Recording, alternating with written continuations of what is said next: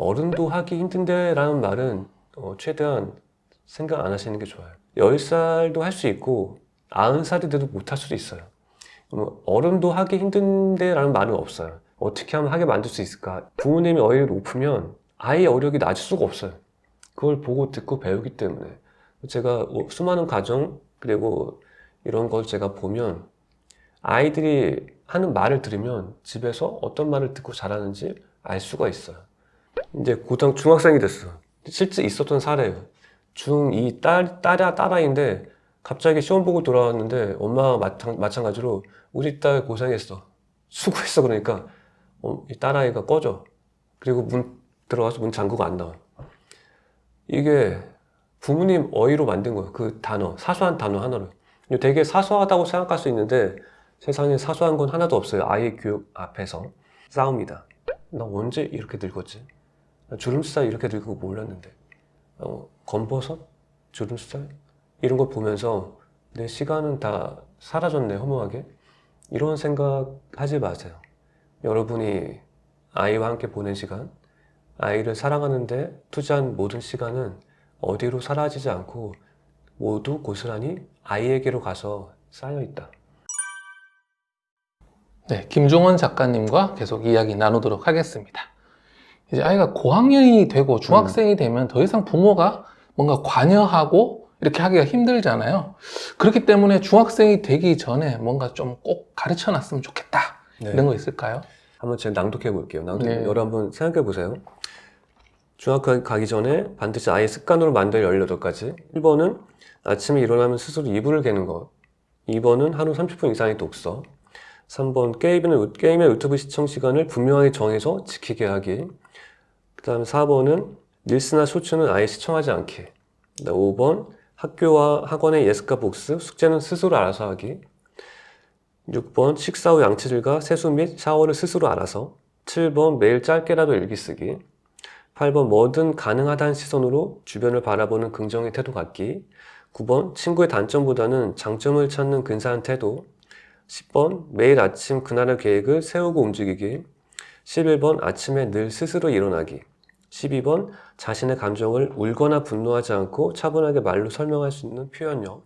13번 우선순위를 제대로 정하고 가장 중요한 것부터 하기. 14번 자신이 머무는 공간을 늘 체계적으로 정리정돈하기. 15번 분명한 공부하는 이유를 깨닫기. 16번 최소한 10분 전에 도착해서 약속 시간에 늦지 않기. 17번 준비물을 철저하게 챙기기. 18번 실수를 해도 당황하지 않고 차분하게 수습하기. 어른도 하기 힘든데 라는 말은 최대한 생각 안 하시는 게 좋아요. 10살도 할 수 있고 90살이 돼도 못 할 수도 있어요. 어른도 하기 힘든데 라는 말은 없어요. 어떻게 하면 하게 만들 수 있을까? 이 안에 18가지 말 안에 들어있는 가치가 뭘까? 본질이 뭘까 생각하시면 되는데 본질은 뭐냐면 늘 가능하다는 생각에서 계산을 시작하게 만들기. 가능성을 시작하게 만들어야 되는데 그 안에 어떤 것이 있냐면 저는 분명한 어휘력이 있어야 된다고 생각해요. 어휘력. 그 책의 출판 기념회를 열었는데 그 책을 제가 굉장히 열심히 썼다고 알고 있는 한 독자가 저한테 물어봤어요. 작가님 그 책 얼마나 열심히 쓰셨어요? 진짜 열심히 썼습니다. 최선 다했습니다. 죽는 줄 알았습니다. 이거밖에 없잖아요. 저는 어떻게 얘기했냐면 그때 제 흰머리가 생겼거든요. 그 책을 쓰면서. 그리고 흰머리와 이제 원고지라는 두 가지 사물을 변주했어요. 각각. 그래서 이렇게 얘기했죠. 제 원고지에 있던 하얀 여백은 저에게로 와서 흰 머리가 되었고 저의 검은 머리카락은 원고지로 와서 검은 글자가 되었습니다. 그렇게 우리는 서로의 가장 소중한 것을 바꿨습니다. 이렇게 얘기하면 되게 쉽게 간단하게 열 내지 않고 분노하지 않고 과장하지 않고 신조어 쓰지 않고 내 생각과 말을 평범한 단어를 조합해서 얘기할 수 있어요. 분명하게. 물론 약간 느끼하지만 약간 느끼한 건 참아야 되는데 약간 느끼하지만 전달할 수 있다. 그러면 아 진짜 그렇게 열심히 썼구나 라는 사실을 알 수 있게 되죠. 이게 바로 전 어휘력이라고 생각을 해요. 어휘력이 고차원적인 단어 이런 거를 아는 게 아니고 누구나 알고 있는 단어를 잘 조합해서 배열해서 이해할 수 있게 만드는 힘이라고 저는 생각하는데 그러려면 어떻게 하면 좋을까? 가능성에서 계산을 시작해야 되는데, 제가 줌 수업을 보통 하게 되면 보통 오전 10시에 하잖아요. 부모님들이 오전 10시에 아침마당 볼 때. 그때 하게 되는데, 항상 전 10분 전에 커피를 이렇게 내려놓고 하는 게 루틴이 있었어요. 근데 그날은 제가 마침 실수로 10분 전에 커피를 내려놓고 노트북 옆에 있었는데, 실수로 커피를 쳐서 노트북이 쏟아졌어요. 근데 이럴 때 제가 얘기했지만, 어이력이 높은 사람들은 당황하지 않아요. 왜냐하면 모든 것을 긍정해서 계산을 시작해. 그래서 이거 저는 이거 쏟아진 거 좋은 일이야. 이거 내가 이번 강의 10분 후에 있을 강의에 인사말로 써야 되겠다. 생각했어. 그 명령을 내린 거야, 나한테. 그럼 이제 제 어휘력이 가동을 시작해. 10분 동안 생각했어요. 그래서 10시 딱 됐어요. 안녕하세요, 김종원 작가입니다. 여러분 졸릴 때 뭐 하세요? 커피 드시죠? 근데 저 방금 더 좋은 방법을 깨달았어요. 네, 좋은 방법을 깨달았어요. 네, 키보드에 양보하세요. 네, 키보드에 쏟아버리세요. 그러면 잠 바로 깰 수 있어요. 확 깨져. 네, 맞아요. 네. 저 방금 그거 깨우친 사람이에요. 잠 깼어요, 저 잠 깼어요. 이렇게 하게 되면 인생에서 우울한 일이 별로 없어요. 모든 게 다 좋은 일이에요. 좋게 변주할 수 있으니까. 내 어휘력을 통해서. 그래서 여러분이 어휘력이 높은 사람들은 화낼 일이 없어요. 여러분이 만약에 아이한테 화를 내고 있다? 그럼 내 화를 정확한 말로 표현하지 못해서 화가 나서 내가 화를 내고 있는 것이지, 화가 많은 사람이어서 그럴 가능성은 되게 적다 라는 말씀을 드리고 싶어서, 아이를 뭔가 좀 더 크게 단단하게 키우고 싶다면 어휘력을 길러야 되고, 그 어휘력을 길러주기 위해서 제가 쓴 책이 있는데, 부모의 어휘력이라는 책이 있어요. 부모의 어휘력. 이 책 프롤로그에 체크리스트가 있어요. 1번, 아이에게 대충 알아들어 라는 말을 자주 한다. 2번, 너무, 대박이라는 말을 자주 말한다. 3번, 쇼츠나 릴스 등 짧은 영상을 하루 30분 이상 본다. 4번, 적절한 표현이 생각나지 않을 때가 많다. 5번, 다들 이해한 것 같은데 나만 이해 못할 때가 있다. 6번, 의사소통이 어려워서 만나서 이야기해라는 말을 자주 한다. 7번, 같은 말도 이상하게 기분 나쁘고 못되게 말하게 된다. 8번, 메신저로 대화하면 자꾸 오해가 생긴다. 9번, 내 마음은 이게 아닌데 라는 생각이 자꾸 든다. 10번, 기억력의 문제가 아니라 어휘가 부족하다는 사실을 자각할 때가 있다. 11번, 하고 싶은 말이 입 밖으로 나오지 않고 머릿속에서만 떠돈다. 12번, 아이들도 어휘력 부족의 문제를 겪고 있다. 13번, 자꾸 내가 편한 대로 말을 내뱉게 된다. 14번, 무슨 말로 훈육해야 할지 몰라 아이에게 명령만 내리게 된다. 15번, 난 좋은 마음을 전했다고 생각했는데 상대방의 오해로 다툼이 자주 일어난다. 16번, 하루 종일 몇 단어로 돌려 쓰고 있다는 생각이 든다. 17번, 다정하고 예쁜 말을 하지 못해서 고민이다. 18번, 그래서 대체 하고 싶은 말이 뭔데? 라는 질문을 자주 받는다. 19번, 시간이 아무리 많아도 차분히 앉아서 독서에 집중하지 못한다. 20번, 쿠쿠쿠와 이모티콘이 없으면 메시지를 보내기 힘들다. 여기서 많이 속하신 항목이 있다면 어휘력이 부족한 가능성이 매우 높다. 부모님의 어휘력이 높으면 아이의 어휘력이 낮을 수가 없어요. 그걸 보고 듣고 배우기 때문에. 제가 수많은 가정, 그리고 이런 걸 제가 보면 아이들이 하는 말을 들으면 집에서 어떤 말을 듣고 자라는지 알 수가 있어요.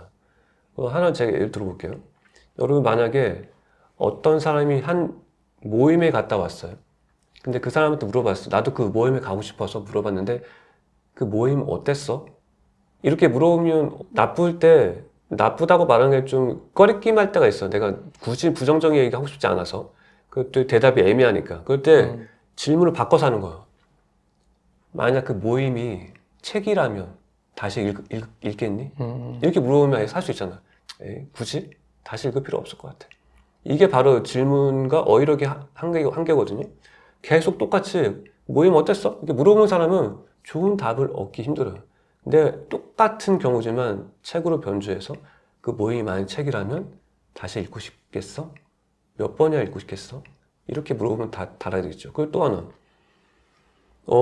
너는 가장 좋아하는 음식이 뭐야? 그럼 또 다 애매해. 너무 많으니까. 다 많으니까. 근데 질문 바꿔. 만약 네가 유학생활 10년 했어. 그 10년 만에 한국 왔어. 가장 먼저 뭐 먹을래? 이러면 바로 나오죠. 짜장면, 떡볶이. 네. 바로 나오잖아요. 근데 이게 아니고 가장 좋아하는 음식이 뭐야? 그러니까 어휘력이 부족한 사람은 질문도 애매하게 해. 근데 그가 자신이 그렇다는 걸 몰라요. 그래서 애매하게 질문하는 사람은 답변도 애매한 답이 나오겠죠. 그래서 항상 불만이 많아져. 왜 사람들은 나한테 친절하지 않을까? 왜 다정하지 않을까? 자기 질문에서 시작을 했는데 이런 부모님과 같이 사는 아이들은 똑같은 삶을 반복할 수밖에 없어요. 여러분이 아이가 조금 더 나은 환경, 돈과 환경, 좋은 환경 주지 못하더라도 여러분이 만약 아이가 스스로 더 발전하고 더 나은 질문을 던질 수 있는 아이가 되길 원한다면 여러분 부모님께서 먼저 어휘력을 키우면 되는데 어렵지 않아요. 꼭 이 한마디. 부모의 어휘력이 아이가 살아갈 세상을 하나하나 만드는 결정적인 역할을 한다. 이 말씀을 전해드리고 싶네요. 아이들이 요즘에 이제 SNS를 통해서 많이 접하다 보니까 어휘를 뭐 킹 받는다, 어쩔 TV, 또 뭐 틀딱, 현타 이렇게 좀 그런 표현들을 많이 쓴다라는 맞아요. 거죠. 이런 현상에 대해서는 어떻게 생각하십니까? 그런 현상이 당연하게 올 수밖에 없어요. 왜냐하면 그런 말만 듣고 자랐으니까. 집에서. 이게 어떤 거냐면 여러분이 TV를 보고 싶어요. 아이한테 뭐라 그래? 리모컨. 물 먹고 싶어. 물 좀. 이게 뭐죠? 공통적으로 문장으로 얘기를 안 해. 단어로만 얘기하고 단어로만. 아이 단어로만 들어봤어. 그러니까 신조어에 빠지는 거죠. 신조어는 문장이 아니야. 단어잖아요. 여러분이 만약 집에서 완전한 문장을 발음한다. 종원아, 엄마 TV 보고 싶은데 리모컨 좀 갖다 줄 수 있을까? 그러면 그 아이가 그 문장을 매일매일 완전한 문장 듣고 자랐다면 신조어에 킹받, 어쩔 TV 이런 것들을 쓰지 않을 거예요. 왜냐하면 그 아이가 먼저 그 단어, 그 신조어가 수준이 낮다는 것을 알고 있는데 왜 굳이 수준 낮은 어휘를 쓰겠어요? 분명히 어휘를 듣고 부모님께서 주어, 동사, 목적어 다 들어간 문장을 일상에서 발음한다면 그 아이는 어디에서든 신조어를 쓰지 않아요. 나쁜 신조어. 물론 신조어 다 나쁜 건 아니고 근데 이럴 때 부모님 걱정하는 게 또 있어. 부모님도 항상 걱정이 많아요. 아이들이 그렇게 배워도 아이들 또래 집단에 가면 어쩔 수 없이 쓰게 될 것이 아니냐 이렇게 물어보시는데 저는 어떻게 생각하냐면 아름다운 어휘는 아름답지 않은 어휘에 결코 훼손되지 않는다. 오히려 좋은 어휘를 쓰는 아이들이 안 좋은 어휘를 쓰는 공간에 가서 그 공간을 변화시키지. 여러분의 아이가 좋은 어휘와 또 토수 높은 어휘를 배워서 그렇지 않은 공간에 가서 어휘를 쓰는 공간에 가서 그 공간을 예쁘게 다정하게 바꿀 수 있는 아이로 키울 수 있어요. 근데 여러분이 너무 걱정하지 마시고 저는 완전한 문장, 좋은 어휘는 세상으로부터 내 아이를 막아주는 든든한 방패라고 생각을 해요. 아무도 모르지만 나만 알고 있는 나만의 자존감. 네가 그런 말 했어? 나 괜찮아. 나 상관없으니까. 이런 게 어떤 거냐면 선생님도 글 쓰니까 SNS 글 쓰고 유튜브 하니까 세상에 진짜 온갖 악플이 많잖아요. 되게 다양한 악플이 있죠. 네. 짐작을 못 하겠어. 학원에 있는 것처럼 마치 악플 학원에 있는 것 같은데 그런 거에 별로 동요하지 않으시죠? 점점 네. 단단해지더라고요. 단단해지고 있죠. 네. 저 30년 동안 SNS 생활 하다 보니까 아무 상관이 없어요. 그냥 뭐. 근데 이 내면에 뭐가 있냐면, 그냥 단단해지지 않아요. 이제 단단해져야지 외친다고 단단해지지 않아. 이런 말이 있죠. 오히려 좋아. 그 말 있잖아. 그 말이 좋다는 거 알아. 근데 그 말을 한다고 좋아지지 않아. 이유와 근거를 나한테 설명할 수 있어야 돼. 나 자신한테. 날 설득할 수 있어야 돼. 오히려 좋아한다고 좋아하는 생각이 생기지 않아요. 좋은 일이 뭔지를 나한테 설명할 수 있어야 돼. 어떤 거냐면 저는 악플 이런 게 달릴 때마다 어떻게 생각하냐면 일단 저는 악플이 달릴 때마다 제 책이 필요한 풍족하지 못해서 책은 못 사지만 제 책이 필요한 이렇게 단체에 제 기증을 해요. 악플 달릴 때마다. 그게 뭐죠? 악플 달릴 때 저는 나한테 나쁜 기분이 아니고 좋은 기분을 선물해. 스스로. 좋은 거를 내 책을 나눠주니까. 그 두 번째. 저는 악플이 화살이라고 생각해요. 화살. 근데 화살 쏘려면 어떻게 될까? 멈춰야 돼. 멈춰서 쏘죠. 저는 창조자니까 항상 달려가. 이 사람은 멈춰 쏘는 동안 나는 달려가고 있어. 그래서 어떤 일이 생기냐면 네가 쏘는 화살에 난 맞지 않아. 그 자리에 난 이제 없으니까. 이 생각을 나한테 해줘요. 그럼 나는 그 악플에서 자유로울 수 있어요. 이 생각을 근데 아이들이 할 수 있다면. 아이들이 주변에서 나랑 상관없는 소문을 막 떠들어. 그럴 때 자꾸 연연하게 되면 매달리게 되고 잘 보려고 애쓰게 되는데 상관없어. 난 내가 할 일 하면 되니까. 난 나의 마음에 맞는 친구 몇 명 사고 잘 지내면 돼. 모두랑 친해질 필요 없어. 저 친구는 나한테는 아프지만 저 친구에도 맞는 친구가 있을 거야. 이걸 자기 자신한테 설명해 줄 수 있단 말이야. 그게 오히려 좋아. 저 친구 맞는 친구 찾아가겠지 하면서 설명해 주면서 오히려 좋은 이유의 근거를 자신한테 얘기해 주는 거죠. 그러면 이제 그 아이는 스스로 나아지게 되는 거예요. 스스로 불행의 자리에서 벗어나서 긍정과 행복의 자리로 가게 되겠죠. 그래서 어휘력이 되게 중요하다. 공부 안 한 이유. 왜 공부를 안 할까? 공부해야 될 이유를 난 자신한테 설명하지 못했기 때문에. 아까 제가 처음에 얘기했죠. 글쓰기. 저희 할머니가 저한테 종원이는 마음이 깊어. 길어 오르는데 시간이 오래 걸려. 근데 그걸 읽는데 할머니는 기뻐하는 게 그걸 들으면서 종원아 힘내가 아니고 힘낼 근거를 할머니가 제시해 준 거예요. 언어를 통해서, 어휘력을 통해서. 근데 그 어휘에 우리가 안 들어본 어휘는 하나도 없어요. 다 아는 어휘. 그거를 사랑으로 조립하면 돼요. 내 아이한테 도움이 되고 싶은 마음에 있는 사랑으로 어휘를 장난감 플라스틱 만들듯이 조립 하나하나 조립해서 수공예품, 내 아이만을 위한 수공예품 한마디를 만들면 그 아이는 그 말을 듣고 그 안에 공부란 말이 안 들어있지만 공부해야 되겠다 엄마 말 들으니까. 근데 이러고 있을 때가 아닌데 이런 생각을 저절로 하게 돼요. 그게 중심에 바로 어휘력이 있다 그런 생각이 드네요. 부모의 어휘가 자녀의 어휘가 된다고 하셨어요. 네, 그러면 부모의 어휘부터 먼저 바꿔야 될 텐데 맞아요. 부모님이 자녀에게 쓰거나 혹은 남편, 아내에게 쓰는 어휘, 표현 중에서 이거 좀 바꿨으면 좋겠다 하는 거 있으실까요? 주로 어휘는 부부가 함께 노력해야 돼요. 네. 혼자 하면 되는 게 아니잖아요. 그래서 들어보면 우리는 언어의 수준대로 관계를 맺고 있기 때문에 끼리끼리 이런 말이 있죠. 언어의 끼리끼리 이렇게 모여 있어요. 그래서 부부가 함께 변화해야 돼요. 한 부부가 처음으로 가난하게 살다가 처음으로 해외 여행 가게 됐어요. 근데 남편이 아내를 위해서 화면을 그 사이트 화면 보면서 예쁘게 나온 건물을 보고 혹해서 여기 호텔 예약했어요. 근데 실제로 공항 도착해서 가보니까 화면과 달라. 볼품 없어. 그러면 그때 아내가 남편을 보고 뭐라고 보통 얘기할까요? 길은 두 개가 있어요. 네. 볼품 없는 길, 아름다운 길 두 개 있는데 작아. 왜 이렇게 작아? 작아 다음에 뭐가 나올까요? 내 팔자가 이 모양이지 뭐. 네. 네 팔자인데 내가 너한테 뭘 기대하냐. 이렇게 쭉 나온단 말이에요. 신세 한탄. 근데 작다는 말에 또 하나 다른 좋은 어휘가 있어요. 아담하다. 아담하다. 되게 아담하다. 진짜 아담한데? 그 다음에 또 뭐가 나올까? 아담하다 다음에는? 뭐 따뜻하고 아담하고 편안하고 네. 아담하고 예쁘다. 예쁘다. 아담하고 예쁘다. 진짜 예쁘네. 자기는 이런 옷도 어떻게 찾았어? 와, 진짜 멋지다. 그 다음에 어떤 말이 나올까요? 우리는 여행 운도 되게 좋아. 이게 나온단 말이야. 근데 그 말을 아이가 듣고 있다. 그러면 그 아이는 뭘 느낄까요? 볼품 없는 것도 작은 것도 아담하다고 말하면 힘든 사람 기분을 좋게 해줄 수 있어. 그러니까 여행이 모든 게 다 좋아졌어. 맛없는 걸 먹어도 기분이 좋아. 근데 뭐야 이렇게 작아 너무 작네 내 인생이 그렇지만 하면 싸우는 법을 알게 돼. 그 아이 주변에는 늘 싸움이 끊이지 않아. 맨날 싸움을 부르는 언어만 쓰니까 주변 듣다 보면 왜 저 사람은 굳이 저렇게 못되게 얘기할까? 물론 예쁘게 얘기할 수 있는데 그 싸움을 부르는 언어예요. 내 주변에 싸움이 끊이지 않다는 거는 주변 잘못이 아니고 그걸 불러일으킨 자기 잘못에 어휘의 잘못이 있어요. 싸움을 불러일으키니까. 여러분이 만약에 아담하다는 말만 쓸 수 있다면 아이가 저절로 예쁘다는 걸 알 수 있고 그 공간에 어떻게 하면 따스한 언어를 불어넣을 수 있을까까지 알 수 있어요.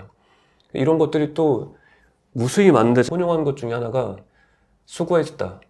대견해. 두 개가 있어요. 이 두 개를 되게 똑같이 사용하는데 아이가 만약에 초등학교 입학하고 첫날 학교 수업 마치고 돌아왔어. 그때 보통 어떻게 말할까요? 부모님이 아이한테. 첫날이요? 네, 예쁘고 첫날. 뭐 고생했다. 고생했어. 수고했어. 그럼 아이는 생각해. 나 오늘 되게 재밌었는데. 고생 안 했는데 왜 고생했다고 그러지? 그 반복되면 어떻게 될까? 공부는 고생하는 수고. 거야. 수고하는 거야. 또 하나. 그게 반복되면 보답받아야지. 고생했으니까. 나 게임 2배로 할 수 있어. 나 엄마한테 요구할 수 있어, 당당히. 고생했으니까. 엄마가 얘기한 거죠, 고생했다고. 근데 그렇게 쭉 지나갔어. 이제 중학생이 됐어. 실제 있었던 사례예요. 중2 딸아이인데 갑자기 시험 보고 돌아왔는데 엄마가 마찬가지로 우리 딸 고생했어. 수고했어. 그러니까 이 딸아이가 꺼져. 그리고 문 들어가서 문 잠그고 안 나와. 이게 부모님 어휘로 만든 거예요. 그 단어, 사소한 단어 하나로. 되게 사소하다고 생각할 수 있는데 세상에 사소한 건 하나도 없어요. 아이 교육 앞에서.